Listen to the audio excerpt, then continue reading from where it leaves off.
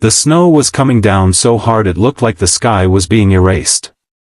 I had both hands on the steering wheel, my knuckles white. The road to the cabin had vanished under a blanket of white, and the wind shook my old truck like it was made of paper. I wasn't even supposed to be here, I was just doing a favor. My best friend, Adam, had called me from his college dorm, panicked because his mom was stuck at a winter retreat site and couldn't drive down safely. Bro, please. Mom hates driving in storms. Just pick her up. I'll owe you forever. So here I was, in the middle of nowhere, trying not to skid off a cliff. When I finally reached her, she was standing under the lodge porch light, wrapped in a puffy winter coat, waving her gloved hands like a stranded traveler citing rescue. Thank goodness, she exhaled as she climbed in, brushing snow off her shoulders. I thought I'd be stuck here all night. Don't worry, I said. We'll be home before you know it. That was the first twist, because the exact opposite happened. Not 20 minutes into the drive, the truck jerked, sputtered, and went silent. The snowstorm howled as if laughing at us. You've got to be kidding me, I muttered. What happened? She asked. I tried the ignition again. Nothing. The temperature dropped inside the truck so quickly it felt like someone opened a freezer door. Engine's dead, I said. And we don't have signal out here. She looked out at the storm swallowing the road, then looked back at me with the kind of calm only mom seemed to master. Well, she said softly, we'll have to keep each other warm. The unexpected moment. We climbed into the back seats where it was easier to huddle, sharing blankets and coats. It wasn't romantic, not awkward, it was just two human beings trying to stay warm in a box of frozen steel. Her voice broke the silence. You know, she said, staring at the frosted window, I always tell Adam he's lucky to have a friend like you. I chuckled. He's the one who dragged me into this storm. That's what I mean, she smiled. You always show up for people. The truck shook under a strong gust. The cold crept in like an unwelcome visitor, and instinctively she leaned closer. I wrapped the blanket around her shoulders. That's when I noticed her hands trembling. Are you okay? I asked. I'm fine, she answered, but her lips were turning pale. I rubbed her hands to warm them. She didn't pull away. Instead, she closed her eyes for a second, letting out the breath she'd been holding. You remind me of someone, she said. Who? My husband. I froze for a second, not out of awkwardness, but because of the softness in her voice. You always think of others, she said. My husband was like that too.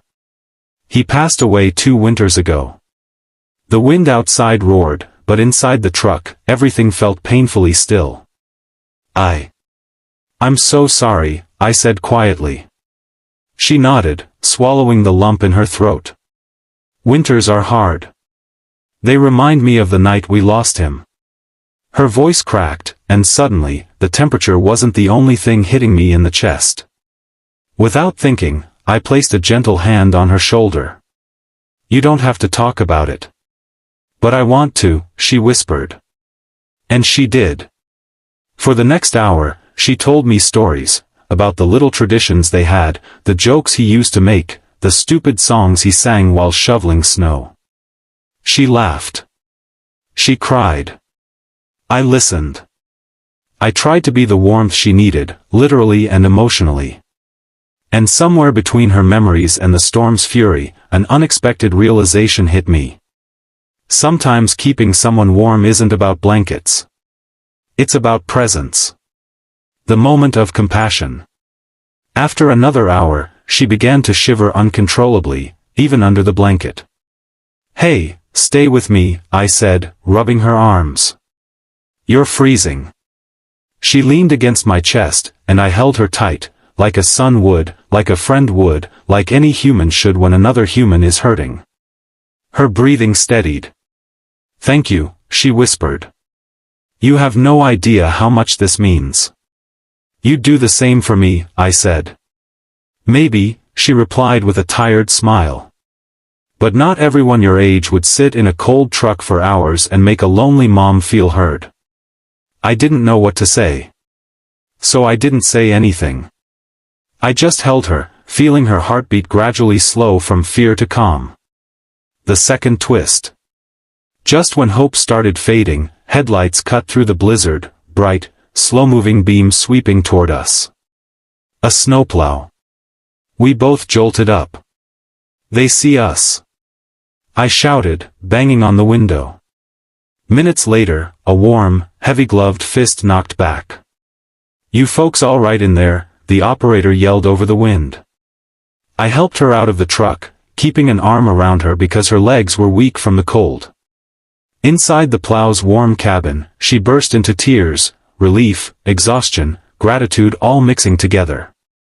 The driver radioed for help, and soon we were taken to a roadside rescue station, wrapped in heated blankets and offered hot chocolate. She held my hand the entire time. Not out of fear, but out of trust. The morning after.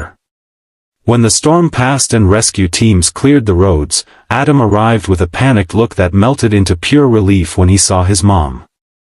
"Mom," he rushed to her. "Are you okay? Did he take care of you?" She smiled at me, then at her son. "He didn't just take care of me," she said. "He saved me." Adam's expression softened. He looked at me with genuine gratitude. "I knew I asked the right person," he said, pulling me into a hug. The uplifting ending. Before we left, she pulled me aside. "You know," she said, "people think storms are just cold and cruel, but sometimes they bring people closer in ways nothing else can." I nodded. "Thank you for trusting me," I said. She squeezed my hand gently. "No, thank you for reminding me that there is still kindness in the world." As we stepped outside, the sun broke through the clouds, reflecting off the snow in a glow so bright it felt like hope itself. And in that moment I realized. It wasn't the storm that defined the night, it was the compassion that got us through it. A storm stranded us. Kindness saved us. And humanity warmed us more than any blanket ever could.